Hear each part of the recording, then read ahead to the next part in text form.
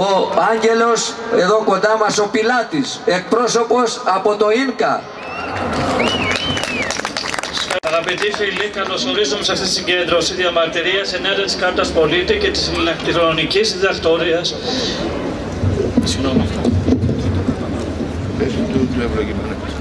Ηλεκτρονικής δικτακτορίας που προετοιμάζει η κυβέρνηση. Πριν ξεκινήσω, σας γνωστοποιώ ότι ο Πανελλήνιος Σύλλογος Μηχανικών Βιοιατρικής Τεχνολογίας και Κλινικής Μηχανικής χαιρετίζει αυτόν τον αγώνα. Το ΙΝΚΑ, Γενική Ομοσπονδία Καταναλωτών, είναι πρωτοπόρας σε πολλαπλές δράσεις. Συνεργάζεται με φορείς και συλλόγους, όπως και σήμερα εδώ, για τη διασφάλιση των ανθρώπινων δικαιωμάτων και του προσωπικού απορρίτου, δηλώνοντας κατηγορηματικά κατά του φακελώματος, κατά της Κάρτας Πολίτη, της ηλεκτρονικής συνταγογράφησης, της ηλεκτρονικής κάρτας υγείας, της φοροκάρτας, κάρτας αποδείξεων, της κάρτας φιλάθλου, της κάρτας του φτωχού, το περιουσιολόγιο και οτιδήποτε καταγράφει τις δραστηριότητες της ζωής μας. Ο βασικός λόγος είναι επειδή κάθε προσωπικό μας δικαίωμα που παραδίδουμε τώρα, το παραδίδουμε για πάντα και είναι αμετάκλητο.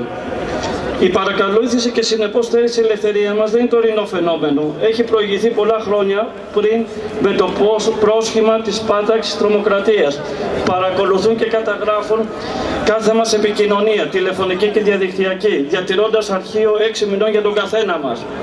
Επίσης, το 2011 εφαρμόστηκε η ΠΟΛ 1077, που το ΙΝΚΑ έχει προσβάλει στη δικαιοσύνη και περιμένουμε την απόφαση του Συμβουλίου της Επικρατείας. Είναι ο χειρότερος νόμος που εφαρμόζεται στη χώρα και μετατρέπει σε ρουφιάνους ιδιωτικές εταιρείες και ΔΕΚΟ, καταποτώντας τις ανθρώπινες αξίες, τις ελευθερίες και τα ατομικά δικαιώματα, διαλύοντας κάθε προσωπικό απόρριτο, όπως το ιατρικό, το τραπεζικό, γυμνώνοντας τον πολίτη και μαζί με τον νόμο 3984, προσέξτε λίγο αυτό, της εικαζόμενης συνένεσης, δηλαδή της αυτόματης δωρεάς οργάνων, μας μετατρέπει σε άνθρωπο αριθμό και υποψήφιο θύμα αρπαγής της ζωής μας, χάνοντας έτσι το αυτεξούσιο και το σώμα μας πλέον ανήκει στο κράτος. Ο Έλληνας όμως έχει ψυχή και φιλότιμο. Ό,τι νόμους και να βγάλουν, όσο και να μας πολεμούν, αυτά δεν θα μας τα πάρουν. Η ιστορία της χώρας με αίμα ποτάμι αυτά τα εδάφη για την ελευθερία της πατρίδας μας. Γεμάτη όμως ήταν και με φιάλτες. Η ιστορία δεν θα ξεχάσει το όνομα και θα παραμείνει στην πάροδο των αιώνων σαν προδότες πολιτικοί και μη πολιτικοί, το μίασμα δηλαδή της χώρας. Γι' αυτό λέμε όλοι όχι στην Κάρτα Πολίτη. Με τους φορείς που μας κάλεσε, γιατί είμαστε αντίθετοι με την αριθμοποίηση, τη ρομποτοποίηση του πολίτη καταναλωτή μέσα στα πλαίσια καταναλωτικού κινήματος που προφυλάσσει τη ζωή και την περιουσία των καταναλωτών. Το ΙΝΚΑ για τις αρχές του και τα ιδεώδη του θρήνησε ένα μέλος του Διοικητικού Συμβουλίου, το Χαράλαμπο Δελινταδάκη, όπως είπε ο προλαλής σας, ο οποίος κατέρευσε τη στιγμή που μιλούσε για την Κάρτα Πολίτη, τη φοροκάρτα, την ΠΟΛ 1077 και την ψεύτικη οικονομική κρίση των τραπεζών και που πολλοί θα το θυμόμαστε από τις προηγούμενες συγκεντρώσεις για την Κάρτα Πολίτη. Χαρακτηριστικά έλεγε από τούτο το βήμα ότι βιώνουμε την ξένη κατοχή, ότι ο σημερινός πόλεμος που έμπλεξαν τη χώρα μας δεν γίνεται με όπλα, αλλά με οικονομικά επινοήματα, με λογιστικό χρέος και οικονομικά μέτρα λιτότητας, με το ξεπύλωμα της δημόσιας περιουσίας. Δεν θα ήθελα να σας κουράσω πάρα πολύ, θα κόψω λίγο την ομιλία μου, γιατί αρχίζει και νυχτώνει. Ναι, πρέπει να ξεκινήσουμε και την πορεία. Συγγνώμη λίγο να βρω σε ποια σημεία είναι τα πιο σημαντικά.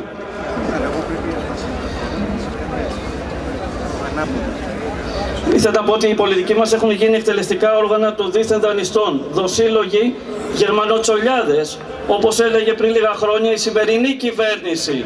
Και αντί να υπηρετούν τον ελληνικό λαό, όπως ορκίστηκαν, υπηρετούν τους θεσμούς, απαγορεύοντας να τους κατανομάζουν τρόικα. Οι θεσμοί είναι τρόικα και ψεύδονται, όπως λένε θεσμούς. Μας λένε ότι μας δανείζουν να πληρώσουν μισθούς και συντάξεις, ψεύδονται. Μας δίνουν λογιστικό χρήμα, το οποίο υποτίθεται ότι το χρησιμοποιούν για τις ανάγκες του δημοσίου, το οποίο δεν επιλύνει καν τα προβλήματα ρευστότητας των τραπεζών. Αντίθετα, προσαυξάνει το χρέος και γυρνάει στην τσέπη τους με τεράστια κερδοφορία και τόκους. Μας λένε επίσης ότι το χρέος είναι βιώσιμο. Ψεύδονται. Το Διεθνές Νομισματικό Ταμείο σε πρόσφατη μελέτη του αναφέρει ότι το χρέος της Ελλάδας μέχρι το 2017 θα φτάσει το 200% του ΑΕΠ. Αυτό το τεράστιο ποσοστό χρέους το έχει μόνο η Ιαπωνία και που τη βιομηχανία της ικανή να το αντιμετωπίσει. Η χώρα έχει πτωχεύσει, ας μην γελιόμαστε. Και οι κερδοσκόποι περιμένουν στα κοράκια να ελεγχίσουν τη δημόσια περιουσία. Μας λένε για επενδύσεις της Κόσκο και άλλων ξένων πολυεθνικών. Ψεύδονται. Ψεύδονται και στην πραγματικότητα τους πληρώνουμε για να αρπάξουν ελληνική γη και το είδωρ. Τους χαρίζουμε τα λιμάνια μας και τα αεροδρόμια μας, τις ιδιοκτησίες μας και το πλούτο μας. Αυτή είναι η ανάπτυξη που κατερικά περιμένει ο ελληνικός λαός. Αυτά τα σανίδια σωτηρίες υπόσχονται. Επισημαίνουμε ότι οι επενδυτές εδώ σε αυτή τη χώρα ήρθαν σαν οικονομικοί κατακτητές. Έτσι είπε ο Κινέζος πρόεδρος πρόσφατα της Κόσκο, που σε κλειστό κύκλο με τις δημόσιες αρχές, δημάρχους και λοιπούς, δεν βρέθηκε ένας πατριώτης καν να τον πετάξει στη θάλασσα, όπως έκαναν οι Σπαρτιάτες.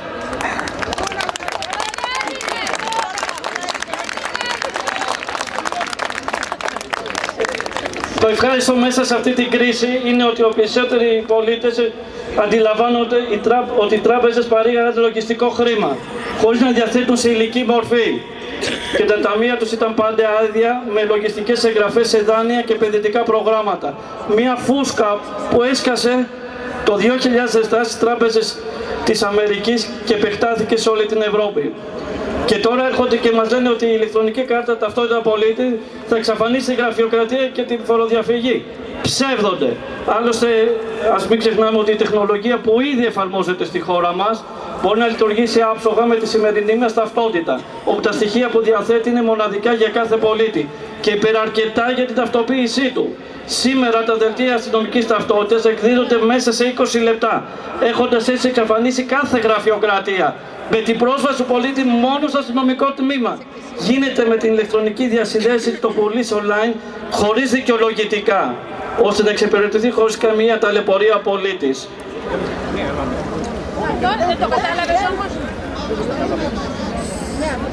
Μας λένε ότι η κάρτα πολίτη θα περιέχει βιομετρικά χαρακτηριστικά, το αφημί, το άμκα και το DNA. Ψεύδονται. Η ταυτότητα έχει αποκλειστικό σκοπό την ταυτοποίηση του κατόχου της. Το αφημί και το άμκα είναι προσωπικά δεδομένα και χρησιμοποιούνται για ορισμένες δραστηριότητες του πολίτη. Η ταυτότητα δεν μπορεί να αντικαταστήσει το ταξιδιωτικό έγγραφο, το διαβατήριο δηλαδή, το οποίο έχει συγκεκριμένες προδιαγραφές και συστήματα ασφαλείας σύμφωνα με, σύμφωνα με τα διεθνή και ευρωπαϊκά πρότυπα. Το DNA δεν χρησιμοποιείται για την ταυτοποίηση των πολιτών, αλλά μόνο για τους τρομοκράτες και δολοφόνους.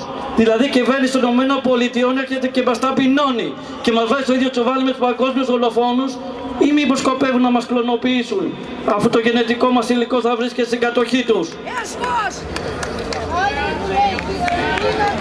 Καταργείται το τεκμήριο της αθεότητας, μας θεωρούν όλους έλογους τρομοκράτες και φοροβιγάδες. Και εδώ ψεύδονται. Η Ελλάδα έχει τεράστιο ποσοστό ανεργίας, φτώχεια και δεν υφίστανται αυτά που μας λένε.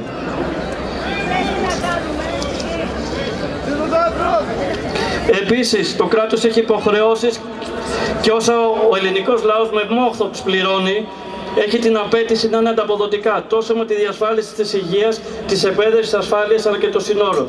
Επισημάνουμε ότι με το ΕΦΙΑ έχουν βγάλει τουλάχιστον 7,5 δισεκατομμύρια ευρώ που αντιστοιχεί σε 75.000 σπίτια έχουν αρπάξει των 100.000 ευρώ. Επίσης,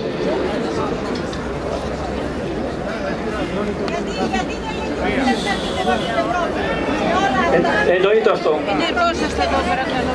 Λοιπόν, αυτό που θέλω να πω ακόμη είναι ότι μην ξεχνάμε την πόλη 1202 που απέτησε τον περιορισμό και μεταφορά κεφαλαίων, δηλαδή τα capital controls. Η κάρτα πολίτη είναι συνυφασμένη με την αχρήματη κοινωνία. Επειδή δεν υπόθηκε αυτό, θα το πω πάρα πολύ σύντομα.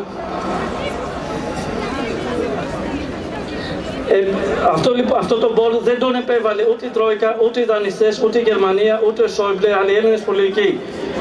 Τα ονόματά τους θα τα διαβάσω, γιατί είναι πάρα πολύ σημαντικό να θυμόμαστε τώρα που θα έρθουν οι εκλογές σε λίγο, γιατί αυτή η κυβέρνηση δεν τη βλέπουμε να έχει πολλή ζωή. Είναι ο πρόεδρος της Δημοκρατίας Προκόπιος Παυλόπουλος, ο πρωθυπουργός Τσίπρας, τα μέλη του Υπουργικού Συμβολίου Νικόλαος Βούτσης, Γιώργος Σταθάκης, Αριστίδης Νικόλας, Δημήτριος Μπαλτάς, Παναγιώτης Κουρλέτης, Νικόλας Παρσκευόπουλος, Ευκλήδης Τσακαλώτος, Γιώργος Κατρούγκαλος, Παναγιώτης Καγκουροπλής, Νικόλας Παπάς, Αλέξανδρος Φλαμπουράνης, Παναγιώτης Νικολούδης, Χριστόφορος Βαρβανάκης, Ιωάννης Πανούσης, Αναστασία Χρυστοδουλόπουλου, Θεοδόρος Ρίτσας, Δημήτριος Βίτσας, Αναστάσιος Κουράκης και άλλοι.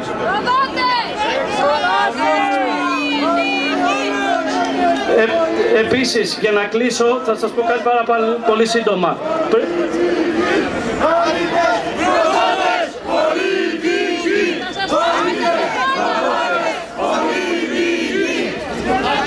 Επιτέλους πρέπει να καταλάβουμε όλοι ότι το ηλεκτρονικό χρήμα ή αλλιώς πλαστικό χρήμα δεν είναι χρήμα. Δεν έχει μορφή, δεν έχει όγκο, δεν έχει χρώμα, δεν έχει μυρωδιά. Και μπορείς να το δεις μόνο όταν υπάρχουν τρεις παράγοντες μαζί. Πηγή ρεύματος, σύνδεση στο διαδίκτυο και υπολογιστής, τάμπλετ, smartphone. Αυτά τα χρήματα είναι αέρας, δεν υπάρχουν χρήματα τέτοιας μορφής. Και κλείνοντας, θα ήθελα να κλείσω με κάποια λόγια που έλεγε ο Μπάμπης ο Δελινταδάκης. Έχουμε τη συνταγματική υποχρέωση στο έθνος να απελευθερώσουμε την Ελλάδα και την ξένη κατοχή. Έχουμε την υποχρέωση και απέναντι στον εαυτό μας να προστατεύσουμε από την ξένη κατοχή τη ζωή, την ελευθερία και την περιουσία μας. Ό,τι είναι πολύτιμο, ώστε να είμαστε παρόντες την ημέρα της απελευθέρωσης. Το ηλεκτρονικό φακέλωμα δεν θα περάσει. Δεν θα πάρουμε καμία κάρτα από τον πολίτη, δεν θα δώσουμε κανένα στοιχείο. Κάθε νόμος της ξένης κατοχής θα καταργηθεί. Σας ευχαριστώ πάρα πολύ. Ευχαριστούμε τον συναγωνιστή, τον Άγγελο Πιλάτη, εκπρόσωπο του ΙΝΚ.